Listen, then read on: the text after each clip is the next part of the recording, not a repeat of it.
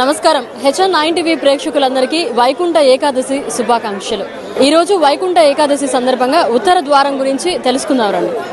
వైకుంఠం అనగా ఎటువంటి దివ్యశక్తులకు కూడా లొంగనిది. తన ప్రభావాన్ని తగ్గించగల, తప్పించగల ఏ శక్తి దాని ముందర లేవు. ఈ పరమపదం శక్తి అన్ని లోకాల్లో, విభూతులలో, వైభవాలలో తన ప్రత్యేకతను చాటుకుంటుంది. ఎటువంటి వారైనా చివరకు కోరుకునేది పరమపదాన్నే. పరమపదానికి మించిన ఉత్తమ స్థానం మరొకటి లేదు. పరమాత్మ తన పరిపూర్ణ పరివారంతో అక్కడ వేంచేసి ఉంటారు. వైకుంఠ నగరంలో అనంతమైన మణిస్తంభాలతో నిర్మించబడిన మహామణి మండపమున మధ్యలో అన్నింటికంటే కింద కూర్మనాథుడుంటారు. అతన్ని ఆధారం చేసుకుని మహా దిగ్గజవులు ఈ బ్రహ్మాండాన్ని మోస్తుంటారు. ఆ దిగ్గజాల మీద అద్భుతమైన మహాపద్మం ఉంటుంది. ఆ మహాపద్మం మీద అనంతమైన పాదములు గల మహాసింహాసనం ఉంటుంది. ఆ సింహాసనం మీద 1000 పడగలతో ఆదిశేషుడు విరాజిల్లుతూ ఉంటారు. అతనిపైన పరమాత్మ శయనించి ఉంటారు. వైకుంఠానికి వెళ్లిన వారందరూ పరమాత్మ సేవ చేయగల అదృష్టాన్ని పొందలేరు. కొందరు మహాకూర్మాన్ని చూస్తారు, మరికొందరు అష్టదిగ్గజాలను చూస్తారు. ఆ పైన మరికొందరు మహాపద్మాన్ని, మరికొందరు పరమాత్మ సింహాసనాన్ని చూస్తారు. ఆ పైన చేరుకున్న వారు పరమాత్మను సేవించిన వారిలో కూడా 100లో 1 లేదా 2 మాత్రమే పరమాత్మ కైంకర్యాన్ని నోచుకుంటారు. వైకుంఠాన్ని చేరిన ప్రతివారు పరమాత్మని దర్శించలేరు. దర్శించిన ప్రతివారు ఆయన కైంకర్యాన్ని చేయలేరు. పరమాత్మను సేవించడానికి కావలసిన అనన్యమైన భక్తితో కూడుకున్న జ్ఞానం కలవారు మాత్రమే భగవంతుణ్ణి దర్శించుకోగలరు, సేవించుకోగలరు. ఇటువంటి అనన్యమైన భక్తితో కూడుకున్న జ్ఞానమే ఉత్తర ద్వారం. ద్వారం అనగా మనం లక్ష్యాన్ని చేరడానికి సాధనం. మన లక్ష్యం భగవంతుడు ఉన్న లోకానికి వెళ్లడమా, చూడడమా, భగవంతుణ్ణి స్తోత్రం చేయడమా, భగవంతునికి సేవలు చేయడమా? భగవంతుడు ఉన్న లోకానికి వెళ్లడం దక్షిణ ద్వారం, భగవంతుణ్ణి చూడడం తూర్పు ద్వారం, భగవంతుణ్ణి కీర్తించడం పశ్చిమ ద్వారం, భగవంతుణ్ణి సేవించడం అనగా కైంకర్యం చేయడం ఉత్తర ద్వారం. ఈ విషయాన్నే బ్రహ్మపురాణం, పద్మపురాణం, బ్రహ్మ వైవర్త పురాణాల్లో చాలా వివరంగా అందించారు. వైకుంఠం చేరుకోగలగాలి అని చాలా మంది కలలు కంటూ ఉంటారు. వారి లక్ష్యం వైకుంఠాన్ని చేరడం మాత్రమే.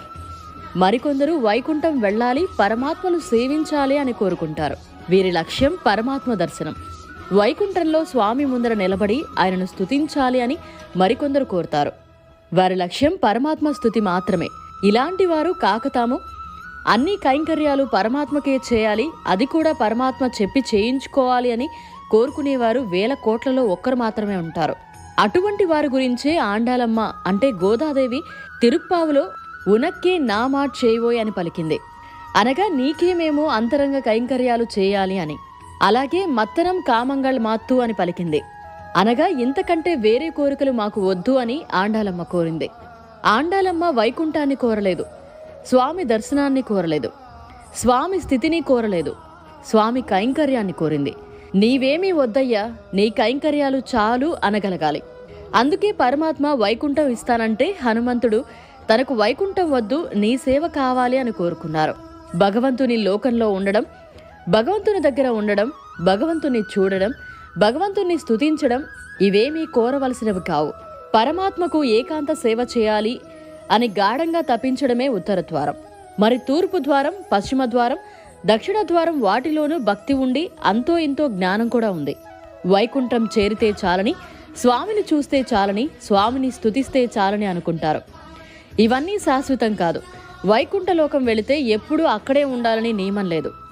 స్వామిని చూస్తే చాలు అనుకుంటే ఒక్కసారి చూస్తే సరిపోతుంది. స్వామిని స్తుతిస్తే చాలు అనుకుంటే ఒకసారి మనసారా స్తోత్రం చేస్తే సరిపోతుంది.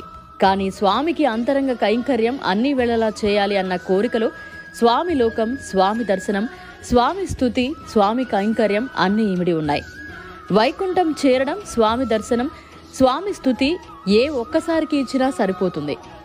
కానీ అంతరంగ కైంకర్యం అన్ని వేళలా ఉండేది. కానీ అంతరంగ కైంకర్యం అంటే స్వామి నిద్రపోతుంటే పాద సంవాహనం చేయడం, స్వామికి చలివేస్తే దుప్పటి కప్పడం, స్వామి కూర్చుంటానంటే సింహాసనం ఏర్పాటు చేయడం అని అనుకుంటే అది పొరపాటే అవుతుంది. స్వామికి చలివేస్తే దుప్పటి కప్పడం కాక తానే దుప్పటై ఆయనని అతుక్కొని ఉండటం సేవ. దుప్పటి కప్పిన వారు కప్పి వెళ్ళిపోతారు, కాని కప్పుకున్న దుప్పటి ఎప్పుడు ఒంటి మీదే ఉంటుంది. చందనం పూసిన వారు వెళ్ళిపోతారు, కాని చందనం ఒంటికే ఉంటుంది. పరుపు ఇచ్చిన వారు వెళ్ళిపోతారు, కాని పరుపు స్వామికి సేయిగా ఉండిపోతుంది. అలాగే పాదుకలు ఇచ్చిన వారు వెళ్ళిపోతారు, కానీ పాదుకలు పాదాలను అంటిపెట్టుకుని ఉంటాయి. మరి పాదుకలను సమకూర్చాలనా లేక పాదుకలు కావాలని కోరుకుంటామా? చందనం పూయాలనా లేక చందనం అవ్వాలని కోరుకుంటామా? ఏ పేరో ఏ సేవో ఏ సంబంధమో అవసరం లేదు. ఎప్పుడూ నీతోనే ఉండాలి. నీకు అవసరమైన ప్రతి కైంకర్యం నేనే చేయాలి అని కోరుకోవాలి.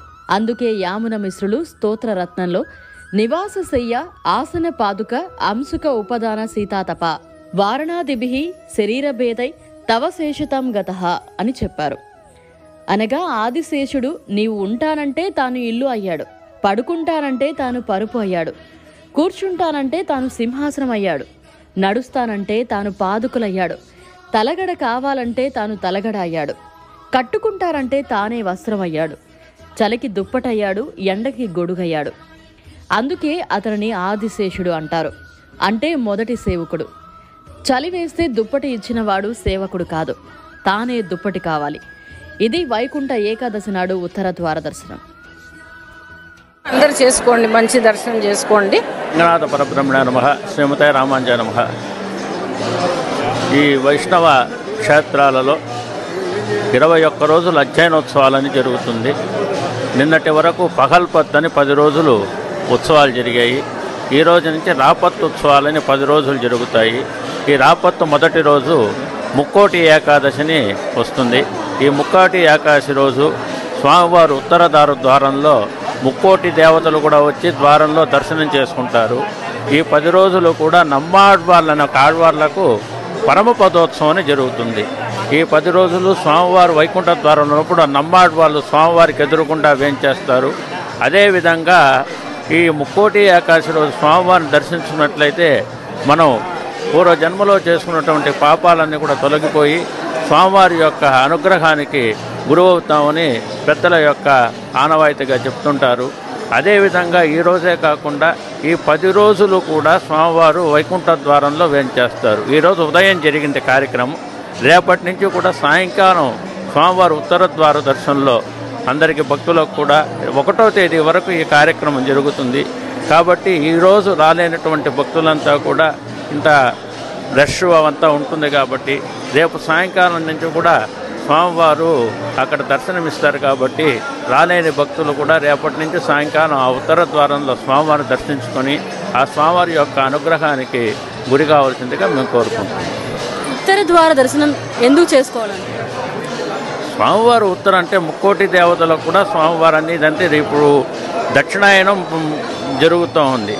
రేపు మకర సంక్రాంతి నుంచి కూడా పగలు ప్రారంభం అవుతుందన్నమాట దేవతలకి.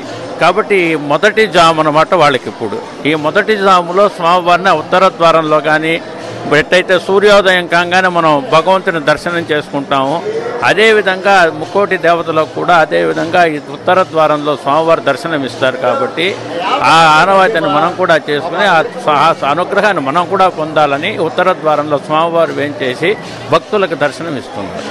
ఈరోజు ప్రత్యేకంగా స్వామివారిని ఏ విధంగా సేవించుకోవాలి? ప్రతిరోజు ఏ విధంగా మనం స్వామివారి దర్శనం చేసుకుంటాము. ఈరోజు ఏంటంటే ఉదయాన్నే సూర్యోదయానికి ముందే తలస్నానం చేసి స్వామివారిని వచ్చి ఆ వైష్ణవ క్షేత్రాల్లో స్వామివారిని దర్శనం చేసి ఉపవాసం ముందు ప్రధానంగా ఏకాదశి రావటం అనేది ముఖ్యమైనటువంటి సందర్భం. ఏకాదశి రోజు ఉపవాసం ఉండి ద్వాదశి రోజు మన ఆహారం స్వీకరించినట్లయితే ఏకాదశి ఫలం కూడా మనకు లభిస్తుందని పెద్దల యొక్క ఆచారంగా ఉంటున్నది. కాబట్టి ముక్కోటి ఏకాదశి రోజు ఉదయాన్నే స్వామివారిని దర్శించుకున్నట్లయితే ఆ ఏకాదశి ఫలం కూడా మనకు లభిస్తుందనేది మనకు నమ్మకంగా చెప్తుంది.